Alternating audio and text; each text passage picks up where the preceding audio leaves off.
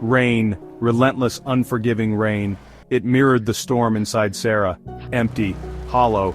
That's how she felt standing by the rain-lashed window, clutching John's worn flannel shirt. It still held his scent, faint but familiar. A sob escaped her lips, a raw, primal sound of grief. John was gone. 6 months. 6 months since the accident. It felt like yesterday she was placing that single sunflower on his grave, a beacon of the love that burned bright, even in death. His laughter, his touch, his warmth, all gone, leaving a chilling void in her life. Every corner of their small apartment held his memory. The worn armchair where he read his paper, the chipped mug he used for his morning coffee, the unfinished game of Scrabble on the coffee table. It was a constant, painful reminder of what she'd lost.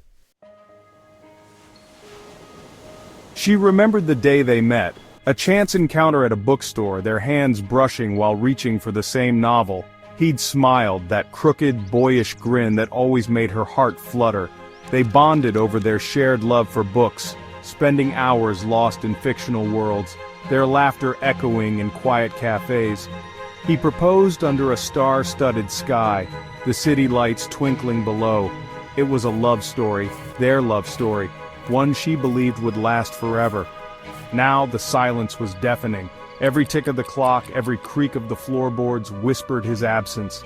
There was a constant ache in her chest, a heavy weight threatening to crush her.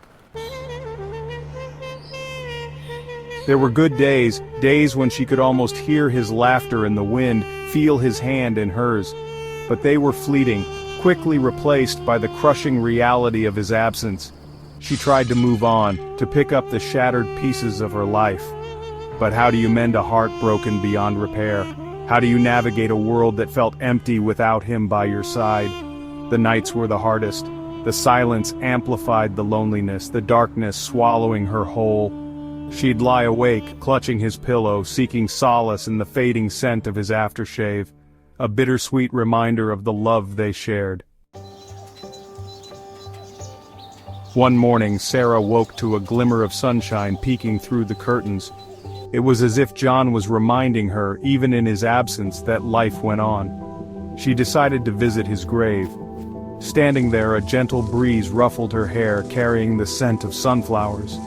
As a tear rolled down her cheek, she noticed a single, vibrant sunflower placed on John's grave. It wasn't hers.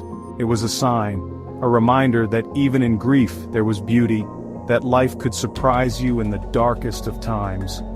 Though her heart ached with his absence, a flicker of hope ignited within her, a promise of healing, of learning to live again, carrying his memory in her heart, a bittersweet symphony of love and loss.